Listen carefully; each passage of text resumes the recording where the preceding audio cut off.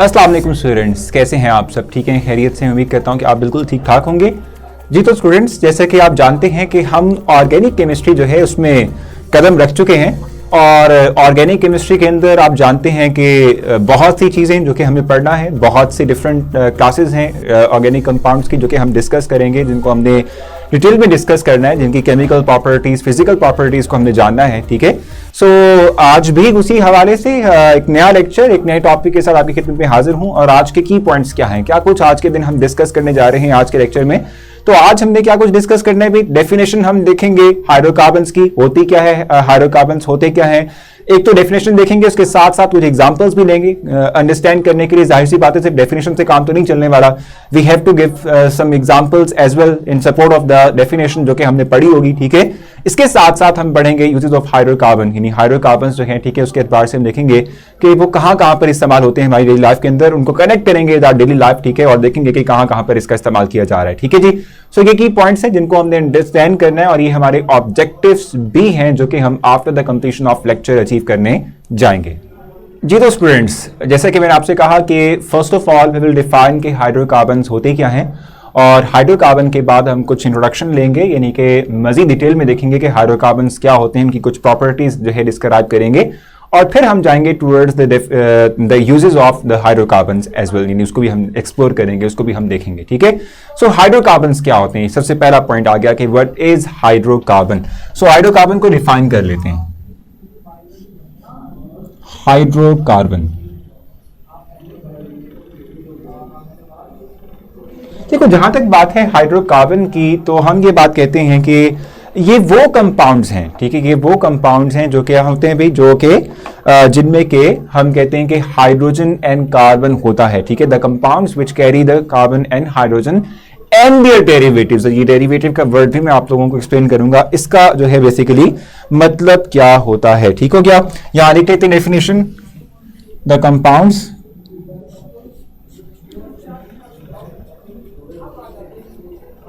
the compounds which made up of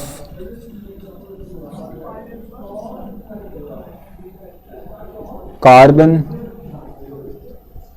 and hydrogen। ठीक है, जो क्या है भाई, कार्बन और हाइड्रोजन से मिलके बने होते हैं। ठीक है, इस तरह के कंपाउंड्स को हम हाइड्रोकार्बन्स कहते हैं। ठीक है, इस तरह के कंपाउंड्स को हम हाइड्रोकार्बन्स का नॉर्मली नाम देते हैं। ठीक है, हाइड्रो का वर्ड इसी बात को रिफ्लेक्ट करता है ना कि हाइड्रोजन, एंड कार्बन का वर्ड इसी बात को रिफ्लेक्ट करता है कि the compound which will have the carbon atom as well. ठीक हो गया, so the compounds which is made up of carbon and hydrogen, they are generally called as hydrocarbon. ठीक है, अब एक वर्ड मैंने कहा था डेरिवेटिव का, मैं यहां मेंशन नहीं करूंगा। डेरिवेटिव के बारे से हमने जो डिस्कशन की थी वो ऑर्गेनिक केमिस्ट्री के स्टार्ट में कर ली थी। ठीक है, उसको हम वहीं पर तक रखते हैं। ठीक है, फिलहाल हम जस्ट हाइड्रोजन और कार्बन बेस्ड कंपाउंड जिनको हम हाइड्रोकार्बन्स कहते हैं उनकी ही बात आगे कैरी करेंगे। ठीक है जी, सो ये है हमारे पास हाइड्रोकार्बन, ठीक है, जिनकी हम बात करने जा रहे हैं, जिसको हम एक्सप्लोर करेंगे। यानी इसका मतलब ये हुआ कि carbon element is very much important for us. ठीक है, कार्बन एलिमेंट बहुत जरूरी है, क्योंकि जितने भी ऑर्गेनिक कंपाउंड्स हमारे पास हैं, ठीक है, सबकी बात की जाए तो सबके अंदर carbon element is the backbone of every compound. ठीक है, हर एक कंपाउंड का जो बैकबोन है दैट इज कार्बन एटम। ठीक है, हर एक कंपाउंड बेसिक तौर पे कार्बन एटम से ही मिलके बनी होती है। ठीक है, उसमें कार्बन जो है वो लिंक करता है विद अनदर कार्बन एटम। ठीक है, वो डबल, सिंगल, ट्रिपल बॉन्ड से कर सकता है, जिससे कि हम अल्केन, अल्कीन, अल्कान की बात करते हैं, अभी हमने आगे जाके चलना भी है। ठीक है, लेकिन बेसिक तौर पे जब भी हम हाइड्रोकार्बन की बात करेंगे या ऑर्गेनिक कंपाउंड सिंपली बात करेंगे तो कार्बन जरूर आएगा। ठीक है, कनेक्टेड विद हाइड्रोजन। ठीक है, इनकी प्रॉपर्टीज रिलेट करती है with the organic compound, that is why they are called as organic compound as well. ठीक हो गया, अब हम बात कर रहे हैं कार्बन की और हम बात कर रहे हैं हाइड्रोकार्बन की। तो एक छोटी सी वीडियो है जो कि इंट्रोडक्टरी वीडियो है, मैं चाहूंगा आप लोगों के साथ शेयर करूं। ठीक है, आप लोगों के जो इंटरेस्ट लेवल है, ठीक है, related to the hydrocarbons, related to the organic compound, उसको एनहांस करने के लिए, और बेसिकली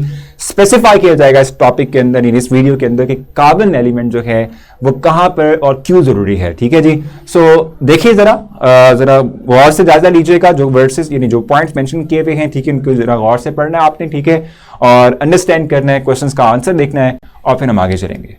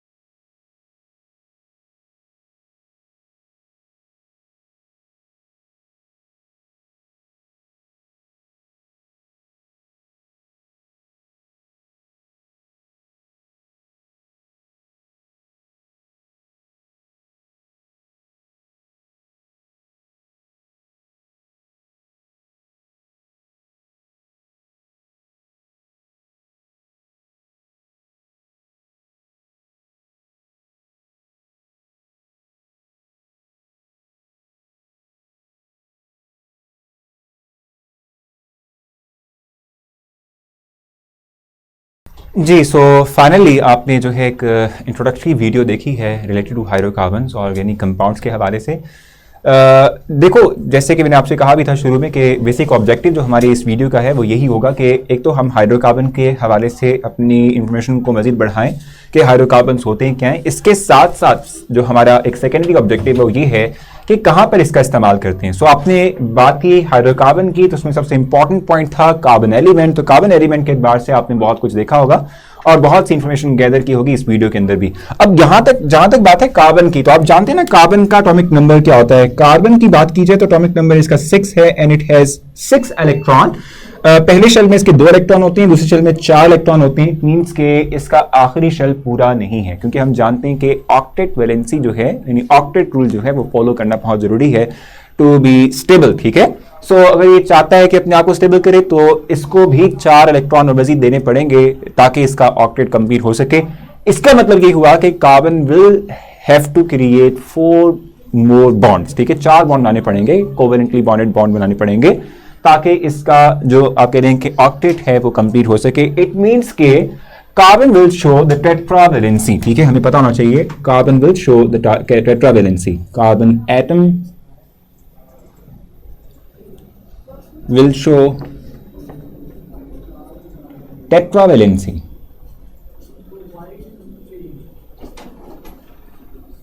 ठीक है जी, टेट्रावैलेंसी को ये नॉर्मली शो करता है कि ताकि अपना ऑक्टेट जो है वो कंप्लीट कर सके। ठीक है, और वैलेंसी के बाद से बात की जाए तो it can be the valency of carbon atom can be fulfilled with only single bond, it can be with double bond और it can be with triple bond. ठीक है, सो डबल बॉन्ड भी हो सकता है, ट्रिपल बॉन्ड भी हो सकता है और हम कहते हैं कि सिंगल बॉन्ड भी हो सकता है। ठीक है, सो इसकी बेस पे हम कहते हैं कि कार्बन की बेस पे जो हाइड्रोकार्बन्स बनते हैं, ऑर्गेनिक कंपाउंड्स बनते हैं, that can be of 4 different types. ठीक है, वो कौन कौन से हो सकते हैं?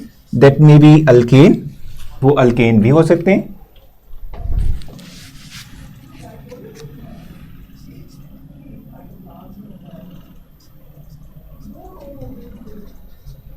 Alkane, alkene, alkyne, aromatic compounds.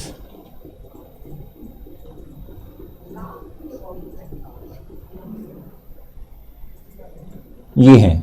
ठीक है जी, so that can be alkane, that can be alkene, that can be alkyne और एरोमेटिक कंपाउंड। ये 4 तरह के कंपाउंड्स हम नॉर्मली देखते हैं कार्बन की वैलेंसी के एतबार से कि कार्बन अपनी टेट्रावैलेंसी किस तरह से फुलफिल करता है। डबल बॉन्ड के थ्रू करेगा, ट्रिपल बॉन्ड के थ्रू करेगा, सिंगल बॉन्ड के थ्रू करेगा, या आया वो एक रिंग बनाएगा और रिंग के अंदर alternate double and single bond होंगे। सो इस बेस पे हम नॉर्मली देखते हैं कि we have 4 different kinds of hydrocarbon, जिसकी हमने आगे जाके क्लासिफिकेशन में इन टॉप्स में बात भी करनी है। ठीक है जी, सो यहां तक हमने जो इंफॉर्मेशन गैदर की है हाइड्रोकार्बन्स के एतबार से वो क्या कुछ है।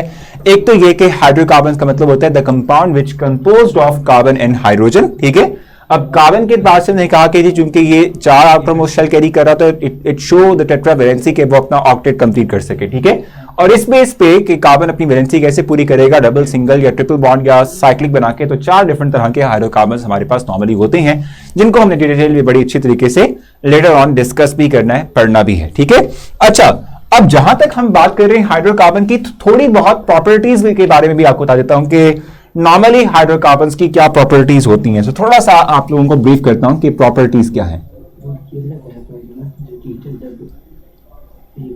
ठीक है जी, सो प्रॉपर्टीज के बाद से थोड़े से पॉइंट हम यहां पर डिस्कस कर लेते हैं। जैसे पहला पॉइंट हमारे पास ये है कि हम अगर बात करते हैं हाइड्रोकार्बन्स की, तो normally they are non polar in nature. ठीक है, normally they are non polar in nature, hydrocarbons are non polar,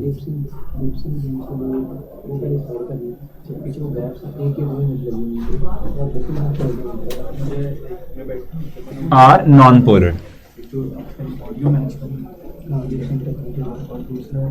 ठीक है, अब नॉन पोलर का क्या मतलब होता है? देखो, नॉन पोलर के बार से अगर हम बात करें तो हम ये बात कहते हैं कि जो हमारे पास सिंपल जो बॉन्ड बनता है, ठीक है, कोवेलेंट बॉन्ड की हम बात कर रहे हैं, 9th में आप पढ़कर भी आ चुके हैं। ठीक है, कि जब आप कोवेलेंट बॉन्ड की बात करें तो बात है शेयरिंग ऑफ इलेक्ट्रॉन बॉन्ड बनता है। अब वो बॉन्ड किस टाइप का होगा, यानी कि वो पोलर होगा या नॉन पोलर होगा, वो डिसाइड होता है ऑन द बेसिस के जो बॉन्ड बन रहा है उन एटम्स के दरमियान जो इलेक्ट्रोनेगेटिव डिफरेंस है वो कितना है या नहीं है, ठीक है।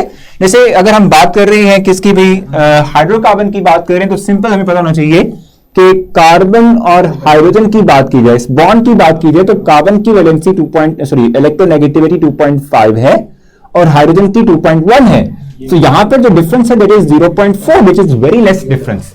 तो चूंकि डिफरेंस बहुत कम है तो डिफरेंस कम होने की वजह से हम कहते हैं कि हमारे पास ये बॉन्ड होगा that will be the non polar one. ये नॉन पोलर बॉन्ड है, ये कोई पोलर बॉन्ड नहीं है, ठीक है। ये सिंपल हमारे पास क्या है, नॉन पोलर बॉन्ड है, ये कोई पोलर बॉन्ड हमारे पास नहीं है, ठीक हो गया। That is why hydrocarbons are normally non polar in nature. और जब कोई चीज नॉन पोलर हो तो ये हम पढ़कर आ चुके हैं कि लाइक डिसॉल्व लाइक कॉन्सेप्ट के polar will dissolve in polar and non polar will dissolve in non polar. तो हम यहां लिखेंगे सेकंड पॉइंट हमारे पास हो सकता है the hydrocarbons will dissolve in non polar solvents.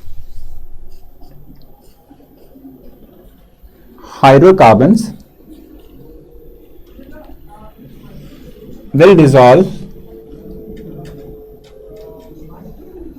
in non-polar solvents.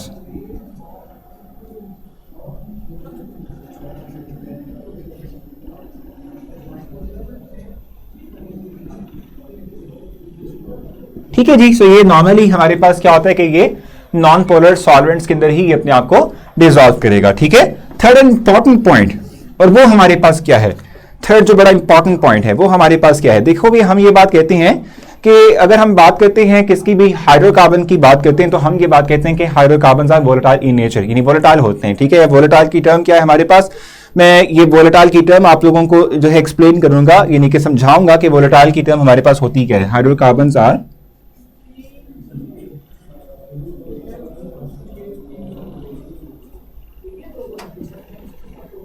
volatile in nature,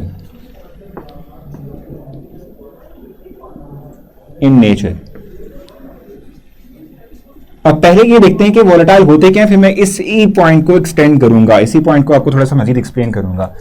आपने देखा हो, नॉर्मली आप ये बात शायद जो है ऑब्जर्व करते हो, ठीक है, कि जब हम पेटल की बात करते हैं और अगर हम पेटल को ओपन सरफेस में रख देते हैं, ओपन एयर में छोड़ देते हैं, ठीक है, सो पेटल फौरन से इवेपोरेट कर जाता है। ऐसे ही ना टंकी अगर आपने जो पेटल की ओपन रख दी तो वो सारा के सारा जो पेटल था वो इवेपोरेट कर जाएगा, टंकी खाली हो जाएगी, ठीक है।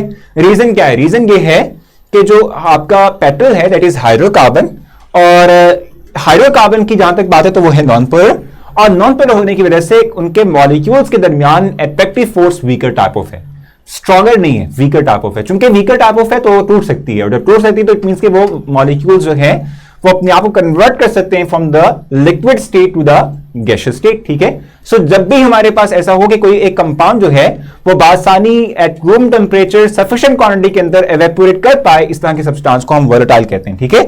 लेकिन एक और पॉइंट भी है और वो ये है कि and there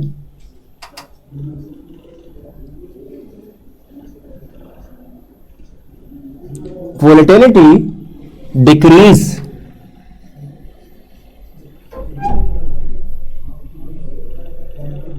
with increase in size.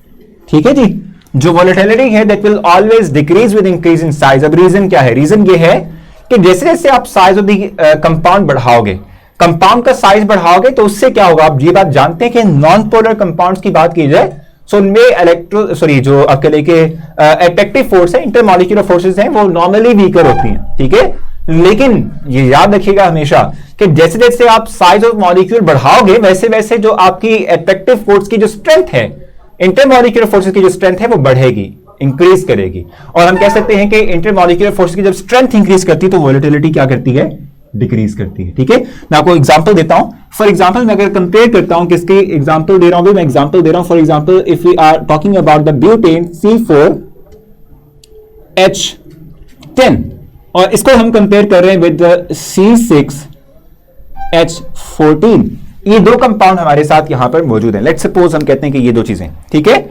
अब इनको कंपेयर किया जाए तो ये नॉर्मली गैसियस फॉर्म के अंदर होता है और ये नॉर्मली लिक्विड फॉर्म के अंदर होता है, ठीक है। अब आप देखें कैसे फोर्स है, दो कार्बन का तो फर्क है और टोटल अगर आप देखें तो टोटल 4 हाइड्रोजन का तो फर्क है, ठीक है। सो फर्क बहुत थोड़ा, लेकिन इनकी फिजिकल स्टेट में फर्क आ रहा है। रीजन ये है स्मॉलर साइज मतलब वोलेटिलिटी ज्यादा, वोलेटिलिटी ज्यादा मतलब कि गैसियस फॉर्म में एग्जिस्टेंस के इम्कानात मुमकिन है, ज्यादा होंगे क्योंकि अट्रैक्टिव फोर्सेस वीकर है। साइज बढ़ा तो हम कहते हैं कि साइज के बढ़ने से क्या होता है, इंटरमॉलिक्यूलर फोर्सेस की स्ट्रेंथ में इजाफा होता है, just because of the polarisability, greater the polarisability greater with the intermolecular forces, ठीक है। सो साइज बढ़ा, वोलेटिलिटी कम हो गई, जब वोलेटिलिटी कम होगी तो फिजिकल स्टेट भी फर्क आ गया, लिक्विड फॉर्म में, ये गैसियस फॉर्म के अंदर है, ठीक है। So by increase the size of the molecule the volatility will always decrease करती है, ठीक है। और ये 3 पॉइंट्स है जो नॉर्मली हम देखते हैं कि हमारे पास हाइड्रोकार्बन शो करते हैं। एक तो ये कि नॉन पोलर है, नॉन पोलर होने की वजह से सॉल्वेंट जो नॉन पोलर सॉल्वेंट है उसमें डिसॉल्व होंगे। दूसरा ये थर्ड वन ये कि हाइड्रोकार्बन जो है नॉर्मली वोलेटाइल होते हैं और their volatility will always decrease by increase of size just because of the size of the molecule increase, and by the increase of size of molecule the we can say strength of intermolecular forces will decrease. तो इसी वजह से ये हम कहते हैं कि आसानी से कन्वर्ट कर पाएंगे अपने आप को लिक्विड टू गैसियस फॉर्म और सॉलिड टू गैसियस फॉर्म, ठीक हो गया।